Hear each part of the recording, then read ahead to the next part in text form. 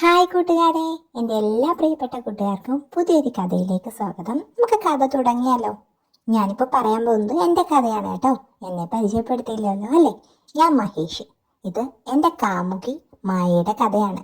അവള് 20 വയസ്സുള്ള ഒരു കൊച്ചു സുന്ദരിയാണ് കേട്ടോ. അത്യാവശ്യം എല്ലാം ഉണ്ട്. അതുകൊണ്ട് തന്നെ അവളെ എനിക്ക് ഒരുപാട് ഇഷ്ടവുമാണ്. പിന്നെ അവളുടെ അമ്മ മീര, ഓ കണ്ടാലേ പഴയ നായികമാരുടെയൊക്കെ കൂട്ട. 45 വയസ്സൊക്കെ കഴിഞ്ഞെങ്കിലും മുഖസൗന്ദര്യമാണെങ്കിലും പിന്നെ എല്ലാം തന്നെ അടിപൊളി. പിന്നെ അവളുടെ അച്ഛൻ, ഇവരൊക്കെയാണ് അവളുടെ വീട്ടുകാർ. ഇനി എൻ്റെ കുടുംബം പറഞ്ഞാൽ ഒരു സാധാരണ കുടുംബമാണ് കേട്ടോ. പക്ഷേ അവളുടെ കുടുംബം ഒരു പണച്ചാക്കുമാണ്. അവളുടെ അച്ഛൻ അത്യാവശ്യം 3-4 ബിസിനസ്സൊക്കെ നടത്തുന്നുണ്ട്. കുറേ കൂട്ടുകാരൊക്കെ ഉണ്ട് കൂടെയെങ്കിലും അങ്ങേർക്ക് തന്നെയാണ് കൂടുതൽ ഷെയർ. ബിസിനസ്സൊക്കെ നടത്തി ഒരു സമ്പന്ന ഫാമിലി തന്നെയാണ് അവളുടേത്. എൻ്റെ ആണെങ്കിൽ ഒരു സാധാരണ ഫാമിലിയാണെന്ന് നേരത്തെ പറഞ്ഞല്ലോ. അമ്മയും അച്ഛനും ഞാനും മാത്രം അടങ്ങുന്ന ഒരു കുടുംബം. എൻ്റെ അമ്മ സിന്ധുവും സൗന്ദര്യത്തിൻ്റെ കാര്യത്തിൽ ഒട്ടും പുറകിലല്ല കേട്ടോ. അമ്മയുടെ ജോലി ഒരു ഹോട്ടലിലെ റിസപ്ഷനിസ്റ്റാണ്. അതുകൊണ്ട് തന്നെ അമ്മ സൗന്ദര്യവും ആരോഗ്യവും ഒക്കെ നന്നായി കാത്തു സൂക്ഷിക്കുന്നുണ്ട്. ഒരു ദിവസം അവധി കിട്ടുമ്പോഴേ അമ്മ അന്നത്തെ ദിവസം മുഴുവൻ നോക്കുന്നത് വീട്ടിലെ കാര്യങ്ങൾക്ക് പകരം അമ്മയുടെ ശരീരത്തിൻ്റെയും മുഖത്തിൻ്റെയും സൗന്ദര്യത്തിന് വേണ്ടി മാത്രമാണെന്ന് അച്ഛൻ കളിയാക്കി പറയാറുണ്ട്. പക്ഷെ അതിൻ്റെ ഫലം അമ്മയെ കണ്ട അറിയുകയും ചെയ്യാട്ടോ. ഒരു കാലത്തൊന്നല്ല, ഇപ്പോഴും നാട്ടിലെ ചെറുപ്പക്കാരേക്ക് ഉറക്കം കെടുത്തുന്ന ഒരാൾ തന്നെയാണ് എൻ്റെ അമ്മ. ഇത് ഞാൻ അഭിമാനപൂർവ്വം തന്നെ പറയുന്നതാണ് കേട്ടോ. അത്രയ്ക്ക് സുന്ദരിയാണ് എൻ്റെ അമ്മ. ഞങ്ങളുടെ 2 ഫാമിലിയും കൂടാതെ ഒരാളെ കൂടി ഒന്ന് ഓർത്തു വെച്ചു. പേര് ഗോപിക. അവൾ ആരാണെന്ന് അറിയണ്ടേ? നമ്മുടെ മായയുടെ അച്ഛൻ്റെ ഒരു ബിസിനസ് മാനേജറാണ്. അവളെപ്പറ്റി ഒന്ന് പറഞ്ഞു നിർത്താൻ പറ്റില്ല, കുറേയുണ്ട് പറയാൻ. അവളെപ്പറ്റി പിന്നെ പറയാട്ടോ. വയസ്സ് 35 കഴിഞ്ഞെങ്കിലും അവളെ കണ്ടാൽ ആർക്കും ഒരു 25 പോലും തോന്നില്ല എന്നുള്ളതാണ് സത്യം. അത്രയ്ക്ക് തെളിമയുള്ള മുഖവും പിന്നെ എല്ലാം തന്നെ. അതുകൊണ്ടാണല്ലോ ഒരു ബിസിനസ് മാനേജറൊക്കെ ആയിട്ട് അവളെ ഇപ്പോഴും വെച്ചുകൊണ്ടിരിക്കുന്നത് അച്ഛൻ. ഇനി നമുക്ക് ടോപ്പിക്കിലേക്ക് വരാം. ഞാനിപ്പോൾ ഡിഗ്രിക്ക് ലാസ്റ്റ് ഇയർ ആണ് പഠിക്കുന്നത്. എൻ്റെ കൂടെ തന്നെയാണ് മായയും പഠിക്കുന്നത്. ഞാനും അവളും തമ്മിൽ ഇഷ്ടത്തിലായിട്ട് കുറച്ചു നാൾ കഴിഞ്ഞു. പക്ഷേ അവളുടെ വീട്ടിൽ ഒരുപാട് ചിട്ടകളുണ്ട്. അതുകൊണ്ട് തന്നെ അവൾക്ക് ഈ പ്രണയകാര്യം വീട്ടിൽ അവതരിപ്പിക്കണം. ഞാൻ പറഞ്ഞു, നീ ഓക്കെ ആണെന്നുണ്ടെങ്കിൽ അവതരിപ്പിക്കേ, ഞാൻ അത് കഴിഞ്ഞിട്ട് എൻ്റെ വീട്ടിൽ പറയാം. എന്നിട്ട് ചോദിച്ചു, നിന്റെ വീട്ടിൽ സമ്മതിക്കുമോ നമ്മുടെ കാര്യം? അവള് പറഞ്ഞു, അച്ഛൻ സമ്മതിക്കുമായിരിക്കും, അതെൻ്റെ ഒരു വിശ്വാസമാണ്. പക്ഷെ അമ്മ, അതെനിക്ക് ഉറപ്പില്ല. ആ ഏതായാലും വരുന്നത് വരട്ടെ എന്നും പറഞ്ഞ് നമ്മൾ വീട്ടിലേക്ക് പോയി.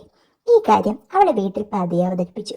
ആദ്യം കുറച്ച് എതിർപ്പൊക്കെ വീട്ടിൽ പറഞ്ഞെങ്കിലും അവളുടെ അച്ഛൻ എന്നെ നേരിലൊന്ന് കാണണമെന്ന് ആവശ്യപ്പെട്ടു. അങ്ങനെ ഒരു ശനിയാഴ്ച ഞാൻ അവളുടെ വീട്ടിൽ ചെന്നു.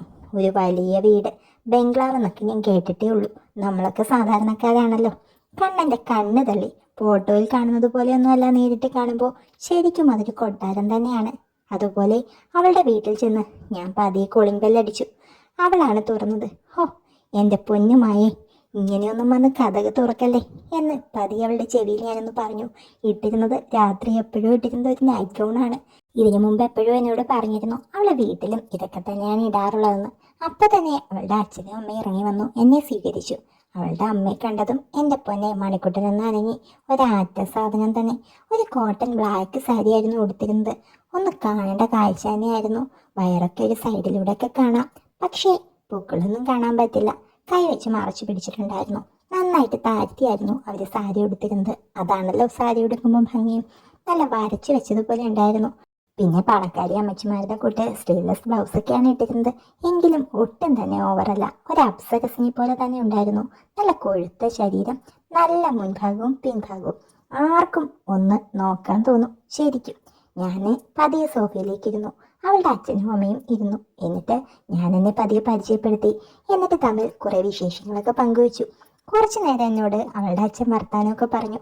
എന്നാൽ അവളുടെ അമ്മ ഒരു ബലം പിടിച്ചിരിക്കുകയായിരുന്നു. ഒന്നും അങ്ങോട്ട് വിട്ട് പറയുന്നില്ല. എന്നിട്ട് അവളുടെ അച്ഛൻ നേരെ ഒരു കാര്യം പറഞ്ഞു. സി മിസ്റ്റർ, എനിക്ക് നിന്റെ മോളെ നീ കെട്ടുന്നത് കൊണ്ട് ഒരു കുഴപ്പവുമില്ല. പക്ഷേ കെട്ടുന്നയാളൊരു പൊട്ടനാകരുത് എന്നെനിക്ക് നിർബന്ധമുണ്ട്. കാരണം ഞാൻ ഉണ്ടാക്കി വെച്ചിരിക്കുന്ന എല്ലാ ബിസിനസ്സും കൊണ്ടുപോകാൻ പ്രാപ്തിയുള്ള ഒരാളായിരിക്കണം. പണത്തിനുപരി എൻ്റെ മോളെ അവൻ നന്നായി നോക്കണം. കൂടാതെ ജീവിതത്തിൽ ഒരു ലക്ഷ്യബോധമൊക്കെ വേണം അവന്. കാര്യങ്ങളെല്ലാം നന്നായിട്ട് മാനേജ് ചെയ്യാനും ബോൾഡായിട്ട് തീരുമാനം എടുക്കാനും കഴിയുന്ന ഒരാളായിരിക്കണം. ഒരു ഭീരുവിനെ ഞാൻ മോൾക്ക് എന്തായാലും കെട്ടിച്ചു കൊടുക്കില്ല. ആകാശം ഇടിഞ്ഞു വീണാലും നെഞ്ചം വിരിച്ചു നിൽക്കുന്ന ഒരു യോഗ്യനെ മാത്രമേ ഞാൻ എൻ്റെ മോളെ കെട്ടിച്ചു കൊടുക്കുള്ളൂ. മോനിതൊക്കെ പറ്റുമെന്ന് തോന്നുന്നുണ്ടോ? നിന്നെ കണ്ടിട്ട് എനിക്ക് തോന്നുന്നുണ്ട് ഈ ഒരു ഗുണമൊക്കെ ഉണ്ടെന്ന്. പണമില്ലല്ലോ എന്താ, പണമെല്ലാം നമ്മൾ ഉണ്ടാക്കുന്നതാ, എൻ്റെ കയ്യിൽ ആവശ്യം പോലെ അതുണ്ട്, അയാളെ വെട്ടിത്തുറന്നു പറഞ്ഞു. ഞാനൊട്ടും ആലോചിക്കാതെ തന്നെ മറുപടി പറഞ്ഞു, പറ്റുമെങ്കിൽ. പെട്ടെന്ന് അച്ഛൻ പറഞ്ഞു, എന്നാ മോന് കൊള്ളാം, അല്ലെങ്കിൽ ഇത് ഇവിടെ വെച്ച് നിർത്തിക്കോ, ഇനി മുന്നോട്ട് പോണ്ട. ഞാൻ പറഞ്ഞു, ഇല്ല, ഞാനും ഇങ്ങനെയൊക്കെ തന്നെയാ, ഇതേ യോഗ്യത എനിക്കുമുണ്ടാവും. ശരി, എന്നാൽ ഞങ്ങൾ ഡബിൾ ഹാപ്പി. പക്ഷേ ഈ കറക്കമൊക്കെയുള്ള കാര്യങ്ങളൊക്കെ കുറച്ചൊന്ന് കുറയ്ക്കണം. ഫൈനൽ ഇയർ അല്ലേ, പഠിത്തം കഴിഞ്ഞ് ഇവളെ PG ചെയ്യാൻ ഞാൻ വിടും, എന്നിട്ടായിരിക്കും കല്യാണമൊക്കെ കഴിപ്പിക്കുന്നത്. ഞാൻ ഓക്കെ പറഞ്ഞു. എനിക്ക് ഡബിൾ ഓക്കെ ആയിരുന്നു. അപ്പോൾ അയാൾക്കൊരു കോള് വന്നു. എക്സ്ക്യൂസ് മീ എന്ന് പറഞ്ഞ് വെളിയിലേക്ക് പോയി ഫോൺ അറ്റൻഡ് ചെയ്തു. അതുവരെ മിണ്ടാതിരുന്ന അമ്മ പെട്ടെന്ന് അവളോട് പറഞ്ഞു, മോളെ നീ പോയി കിച്ചണിൽ നിന്ന് ഫുഡൊക്കെ എടുത്ത് ടേബിളിൽ കൊണ്ടുവച്ചേ. അവള് പെട്ടെന്ന് കിച്ചണിലേക്ക് പോയി ഫുഡ് എടുത്ത് വെക്കാനായിട്ട്. എല്ലാവർക്കും ഒരുമിച്ചിരുന്ന് കഴിക്കാമെന്നാണ് പറഞ്ഞത്. എല്ലാം കേട്ട് സത്യത്തിൽ കിളി പോയിരിക്കുമായിരുന്നു ഞാൻ. ഒരു വല്ലാതെ ഒരു പട്ടാള ക്യാമ്പിൽ വന്ന അതേ ഫീല്. ഒട്ടും അങ്ങോട്ട് പറയാനോ സംസാരിക്കാനോ ഒന്നും വേണ്ട, ഫ്രീ ആയിട്ട് ഇരിക്കാൻ പോലും പറ്റുന്നില്ല. മനസ്സിലാകെ ഒരു കനം. ഉടനെ തന്നെ അവളുടെ അമ്മ എന്നെ നോക്കിയിട്ട് പറഞ്ഞു, നോക്കു കുഞ്ഞെ, എനിക്കൊരു കാര്യം പറയാനുണ്ട്. പെട്ടെന്ന് എൻ്റെ മനസ്സിൽ വന്നത്, ഓ ഇനി ഇവരെന്താണോ എന്തോ പറയാൻ പോകുന്നത്. അച്ഛൻ്റെ ക്രോസ് സ്ഥലമൊക്കെ കഴിഞ്ഞു, വലിയ കുഴപ്പമില്ലാതെ കഴിഞ്ഞതാണ്. എനിക്ക് ഈ ബന്ധത്തിൽ ഒരു താല്പര്യമില്ല. മോൻ അവളുടെ പിറകെ നടന്നത് നിർത്തിക്കോണം. നിനക്ക് ചേരുന്ന ഒരു പെണ്ണല്ല അവള്, അതുപോലെ അവൾക്ക് ചേരുന്ന ഒരു ചെറുക്കനും അല്ല നീ. അതുകൊണ്ട് നീ നിന്റെ സ്റ്റാൻഡിൽ നിൽക്കുക. ഞാൻ എൻ്റെ ഭാഗം പറഞ്ഞു, ഇനി നിങ്ങളുടെ ഇഷ്ടം. പക്ഷേ എനിക്ക് ഒട്ടും തന്നെ താല്പര്യമില്ല. അറുത്തു മുറിച്ചുകൊണ്ടാണ് അവർ വർത്താനം പറഞ്ഞത്. ഞാൻ അവളെ ഒരു പോറൽ പോലെ ഏൽപ്പിക്കാതെ വളർത്തിയത്. മോൻ നമ്മുടെ കുടുംബത്തിൽ വരുന്നതിൽ എനിക്ക് എതിർപ്പുണ്ട്. മോൻ അവളെ ഒഴിവാക്കി പോണം. ഇത് കേട്ടപ്പോൾ എനിക്ക് ശരിക്കും ചൊറിഞ്ഞു വന്നു. മോൻ ആവശ്യമുള്ള പൈസ പറഞ്ഞാൽ മതി, ഞാൻ തരാം. അത് എത്രയെന്നൊന്നുമില്ല. നിനക്ക് സ്വന്തമായിട്ടൊരു ബിസിനസ് നടത്തി ജീവിക്കാം. പക്ഷെ അവളെ മറക്കൂ. ഞാൻ പറഞ്ഞു, ആൻറ്റി, ഞാൻ അവളെ പണത്തിന് വേണ്ടിയൊന്നും അല്ല നോക്കുന്നത്. എൻ്റെ ബെറ്റർ ഹാഫായിട്ട് എന്നും കൂടെ നിർത്താൻ വേണ്ടിയിട്ടാ. ആൻറ്റിക്ക് മനസ്സിലായെന്ന് തോന്നുന്നു ഞാൻ അങ്ങനെ പെട്ടെന്ന് പോകുന്ന ടൈപ്പ് അല്ലെന്ന്. ഓക്കെ, പണമല്ലാതെ വേറെ എന്താ നിനക്ക് വേണ്ടത്? ഞാൻ മനസ്സിൽ പറഞ്ഞു. എൻ്റെ പൊന്നെ, നിങ്ങളെ എൻ്റെ കൈകൊണ്ട് തീരൂ. ഞാൻ അവരോട് പതിയെ പറഞ്ഞു. എന്തെങ്കിലും ഉണ്ടെങ്കിൽ ഞാൻ വൈകിയെ പറയാം. ചിരിച്ചുകൊണ്ടാണ് ഞാൻ പറഞ്ഞത്. എന്താ പറയേ, നിനക്ക് എന്താ വേണ്ടത് പറയേ. നമ്മുടെ സംഭാഷണം പെട്ടെന്ന് തന്നെ മുറിഞ്ഞു. കാരണം അച്ഛൻ ഫോൺ വിളി കഴിഞ്ഞ് തിരിച്ചു വന്നു. എന്താ രണ്ടുപേരും കൂടി വഴക്കിടുകയാണോ? ഇവളുടെ ഒരു നേച്ചർ ഇതാണേ. പെട്ടെന്ന് മായ ഫുഡെല്ലാം എടുത്തു വെച്ചിട്ടുണ്ടെന്ന് വിളിച്ചു പറഞ്ഞു. വരൂ, നമുക്ക് കഴിക്കാം. പിന്നെ കഴിക്കാനായിട്ടിരുന്നു. നല്ല സ്വാദിഷ്ടമായിട്ടുള്ള ഫുഡ് കഴിച്ചിട്ട് ഞാൻ എല്ലാവരോടും യാത്ര പറയാനൊരുങ്ങി. എന്നാൽ ശരിയെങ്കിൽ ആൻറ്റി, ഞാൻ ഇറങ്ങുക, നമുക്കിനിയും കാണാം. അവൻ ഇറങ്ങി നടക്കുമ്പോഴും അവളുടെ അമ്മയുടെ മനസ്സിൽ ഒരു വല്ലാത്ത വേവലാതിയായിരുന്നു. എന്തായിരിക്കും മനസ്സിൽ ഉദ്ദേശിച്ചത്? എന്തോ പറയാന്ന് പറഞ്ഞല്ലോ. ഞാനാണെങ്കിൽ വീട്ടിലെത്തി. അച്ഛനും അമ്മയും ഉറക്കമായിരുന്നു. ഞാനും എൻ്റെ റൂമിൽ പോയി കിടന്നുറങ്ങി. അടുത്ത ദിവസം കോളേജിൽ പോയി മായയെ കണ്ടു. എടാ, ഇന്നലെ എങ്ങനെ ഉണ്ടായിരുന്നു എക്സ്പീരിയൻസ്? നീ ഓക്കെ അല്ലേ? എൻ്റെ അമ്മ ഒരു ചെറിയ ദേഷ്യത്തിലാണ്. അങ്ങനെ അമ്മയുടെ ഒരു സ്വഭാവം. എൻ്റെ അഭിപ്രായത്തിൽ നീ എൻ്റെ അമ്മയെ ഒന്ന് ഇംപ്രസ് ചെയ്യേണ്ടി വരും. എന്നാൽ മാത്രമേ നമ്മളുടെ കാര്യം സ്മൂത്തായി പോവുള്ളൂ. പിന്നെ അച്ഛൻ പറഞ്ഞത് കേട്ടല്ലോ, നീ നല്ല ബോൾഡായിട്ട് കാര്യങ്ങൾ തീരുമാനിക്കാൻ പഠിക്കണം. അവൾ ചിരിച്ചുകൊണ്ടാണ് പറഞ്ഞത്. പക്ഷെ അമ്മയുടെ കാര്യം നോ രക്ഷ. മോനെ, നീ തന്നെ അമ്മയെ ഇംപ്രസ് ചെയ്ത് വീഴ്ത്തിയേ പറ്റുള്ളൂ. അമ്മയെ എതിർത്തുകൊണ്ട് അച്ഛനൊരു തീരുമാനം എടുക്കുമെന്ന് ചിന്തിക്കേ വേണ്ട. ഞാൻ പെട്ടെന്ന് അവളോട് പറഞ്ഞു, നീ പേടിക്കണ്ടടി, നമുക്കെല്ലാം ശരിയാക്കാം. ക്ലാസ് കഴിഞ്ഞ് ഞാൻ അവളും കൂടി കോഫി കുടിക്കാൻ പോയി. കോഫി കുടിക്കുന്ന സമയം ഞാൻ അവളുടെ കൈ കോർത്തു പിടിച്ചു. എന്നിട്ട് പറഞ്ഞു, എന്താടാ, ഒരു സ്നേഹം കൂടുതലാണല്ലോ ഇന്ന്. എന്നിട്ട് പെട്ടെന്ന് അവൾ പറഞ്ഞു, എനിക്കൊരു കാര്യം പറയാനുണ്ട്. എന്താടി പെണ്ണെ? അവൾ പറഞ്ഞു, എടാ, ഈ ശനിയാഴ്ച എൻ്റെ അമ്മയുടെ ബർത്ത്ഡേ ആണ്. ഞാൻ പറഞ്ഞു, ശരിക്കും? എന്നാൽ നമുക്കൊരു സർപ്രൈസ് കൊടുക്കാം. അവൾ പെട്ടെന്ന് പറഞ്ഞു, ഓ അതൊന്നും വേണ്ട, ചീറ്റിപ്പോയാൽ പിന്നെ അതാകും. അമ്മയുടെ നേച്ചർ നിനക്ക് അറിയാത്തത് കൊണ്ടാ. എന്താ വേണ്ടാത്തത്? അങ്ങനെ പറഞ്ഞാൽ പറ്റില്ല, ഒരു സർപ്രൈസ് കൊടുക്കണം നമുക്ക് എന്ന് ഞാൻ കട്ടായം പറഞ്ഞു. പക്ഷേ സർപ്രൈസ് കൊടുക്കാൻ അമ്മ മാത്രമേ അവിടെ കാണുള്ളൂ, അച്ഛൻ കാണില്ല. അപ്പോൾ നമ്മൾ ഒരു സർപ്രൈസ് കൊടുക്കണോ അച്ഛനില്ലാതെ? ഞാൻ പറഞ്ഞു, എടി നീ വിഷമിപ്പിക്കാതെ, ഞാൻ നിന്റെ അച്ഛനെ വിളിച്ച് കാര്യം തിരക്കാം, എന്നിട്ട് നമുക്ക് ബാക്കി തീരുമാനിക്കാം. അങ്കിൾ കുറച്ചുകൂടെ ഫ്രീ ആയിട്ട് ഇടപെടുന്നതാണെന്ന് തോന്നുന്നു. ഏതായാലും നിന്റെ അച്ഛനെയും അമ്മയും എനിക്ക് ഒരുപാട് ഇമ്പ്രസ് ചെയ്യാനുള്ളതല്ലേ, അത് ഒരു തുടക്കമാവട്ടെ. അവള് പെട്ടെന്ന് പറഞ്ഞു, ശരിയാ, നീ തീരുമാനിക്ക്, എല്ലാത്തിനും അതിൻ്റെതായ ഒരു വഴി കാണും. അങ്ങനെ അവരുടെ ബർത്ത്ഡേക്ക് ഒരു സർപ്രൈസ് കൊടുക്കാൻ തീരുമാനിച്ച് ഗിഫ്റ്റൊക്കെ ആയിട്ട് ഞാൻ അവരുടെ വീട്ടിലെത്തി. അവളോട് ചോദിച്ചു, അമ്മ എവിടെ? അവർ സോഫയിൽ അങ്ങനെ ചരിഞ്ഞു കിടന്ന് TV കാണുമായിരുന്നു. ഒരു വല്ലാത്ത കാഴ്ചയായിരുന്നു അത്. TV-യിൽ എന്തോ ന്യൂസോ മറ്റോ ആണ് കാണുന്നത്. നല്ല കറുത്ത കളറിലുള്ള ഒരു സാരിയാണ് അവരിട്ടിരിക്കുന്നത്. അതുപോലെ തന്നെ അന്ന് കണ്ടതുപോലെ തന്നെയുള്ളൊരു സ്ലീവ്ലെസ് ബ്ലൗസും. നന്നായിട്ട് അവർക്കത് ഇണങ്ങുന്നുണ്ടെന്ന് എനിക്ക് തോന്നി. നല്ല മെഴുത്ത ശരീരമായതിനാൽ തന്നെ ആ തുണി അവരിലേക്ക് പറ്റിച്ചേർന്ന് കിടക്കുന്നു. അന്ന് കണ്ടതിലും കുറച്ചുകൂടി താഴ്ത്തിയാണ് സാരി ഉടുത്തിരിക്കുന്നത്. അതുകൊണ്ട് തന്നെ വെണ്ണ പോലുള്ള വയറും അതുപോലെ പുക്കളുടെ കുറച്ച് ഭാഗമൊക്കെ എനിക്ക് കാണാൻ പറ്റി. കഴിച്ചുകൊണ്ടിരുന്ന സമയത്തും ഞാൻ ആ സൈഡിലൂടെ തന്നെ നോക്കിക്കൊണ്ടിരിക്കുകയായിരുന്നു. എനിക്ക് ഉള്ളിലൊരു കുളിർമഴ പോലെയാണ് തോന്നിയത്. പക്ഷേ അവര് പെട്ടെന്ന് സാരി പിടിച്ച് നേരെയിട്ടു. അപ്പോൾ എനിക്ക് സ്വബോധം തിരിച്ചു വന്നു.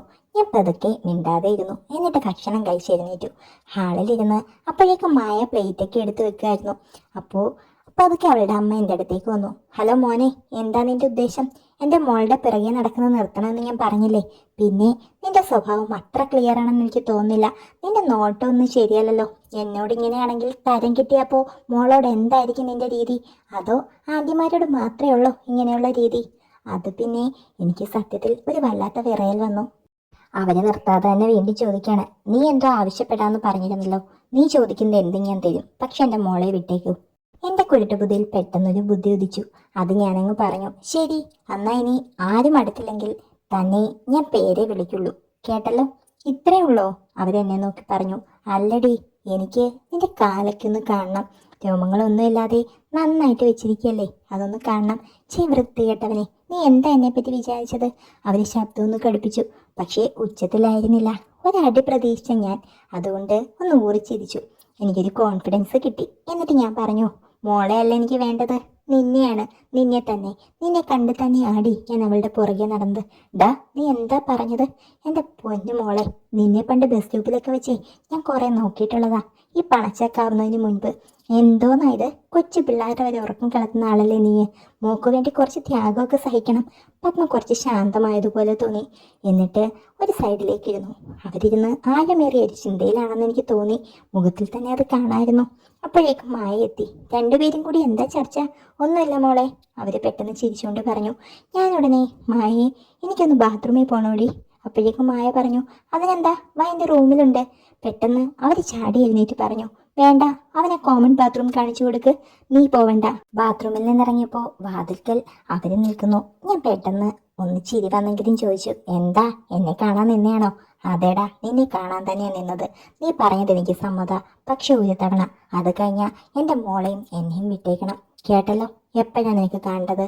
ആ, ഇപ്പൊ പറ്റുമോ? ആ, ഇപ്പോഴാണെങ്കിൽ ഇപ്പോ. ഈ തുടുത്ത കാലൊന്ന് കാണിച്ചാൽ മതി. അവളൊന്ന് സ്തംഭിച്ചു നിന്നു. ഇത്ര ധൈര്യം ചെറുക്കന്. നേരത്തെയുള്ള അത്ര ധൈര്യമല്ലല്ലോ ഇപ്പോൾ. പക്ഷേ അവർക്ക് ഒരു വിറയൽ പോലെ എനിക്ക് തോന്നി. ആദ്യം കാണിച്ച കോൺഫിഡൻസ് കാണുന്നില്ല. ഞാൻ ഇത്ര വെട്ടി തുറന്ന് ചോദിക്കുമെന്ന് കരുതി കാണില്ല. പെട്ടെന്ന് അവരാ സാരി മുട്ടുവരെ പൊക്കി. ദേ കാണ്. അവള് വരുന്നതിന് മുമ്പേ പെട്ടെന്ന്, മനസ്സോടെയാണെങ്കിലും അവർ പെട്ടെന്നായിരുന്നു അത് ചെയ്തത്. എനിക്ക് കാൽപാദവും അതുപോലെ കാലിൻ്റെ മുട്ടിന് താഴെയുള്ള ഭാഗവും നല്ല വ്യക്തമായി കാണാം. ശേ, ഒന്ന് കുറച്ചുകൂടെ ആക്കുന്നേ, ഒന്ന് വേഗം. അവൾ ഇപ്പോൾ ഇങ്ങെത്തും. അവർ മുഖം തിരിച്ചു നിന്ന് സാരി കുറച്ചുകൂടി ഒന്ന് പൊക്കി. എനിക്ക് മുട്ടിന് മുകൾ ഭാഗം വരെ കാണായിരുന്നു നല്ല വെണ്ണയുടെ നിറത്തിൽ തടിച്ച കാലുകൾ. ചിന്തിച്ചു നിന്നപ്പോഴേക്കും അവർ പെട്ടെന്ന് സാരിയുടെ പിടിവിട്ടു. സാരി പഴയതുപോലെയായി. കണ്ടല്ലോ, തൃപ്തിയായല്ലോ നിനക്ക്? ഇനി എൻ്റെ മോളെ വിട്ട് പൊക്കോ. ഞാൻ പറഞ്ഞില്ലേ, അങ്ങനെ പെട്ടെന്നൊന്നും പോകാൻ പറ്റില്ല. എനിക്ക് മുഴുവൻ കിട്ടണം. എടാ, അവരൊന്ന് ഉറക്കെയാണ് പറഞ്ഞത്. അവരങ്ങനെ തിരികെ നോക്കി നിന്ന് പറഞ്ഞ അത്രയും സമയം മതിയായിരുന്നു എനിക്ക്. ഞാൻ പെട്ടെന്ന് അവരെ ഭിത്തിയോട് ചേർത്തു. എന്നിട്ട് ചെവിയിൽ പറഞ്ഞു, ഇപ്പൊ കിട്ടിയ അത്രയും നല്ലത്. നിനക്കും പിന്നെ ഒരിക്കലും മതിയാവില്ല. അത്രയ്ക്കുണ്ട് ഞാൻ. നിനക്കിഷ്ടപ്പെടും തീർച്ച.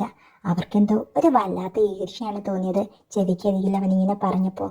പക്ഷേ അവനങ്ങനെ ചേർത്ത് പിടിച്ചപ്പോൾ അവർക്ക് എന്തോ പോലെ തോന്നി. ഇനി മഹേഷും അമ്മയും കൂടിയുള്ള കാര്യങ്ങൾ ഡീറ്റെയിൽ ആയിട്ട് അറിയണ്ടേ? അപ്പോൾ താഴെ കാണുന്ന ടെലിഗ്രാമിൻ്റെ ലിങ്കിലേക്ക് കയറിപ്പോരെ. കഥകൾ വിശദമായിട്ട് അവിടെ പറഞ്ഞേക്കാം. ഓക്കേ.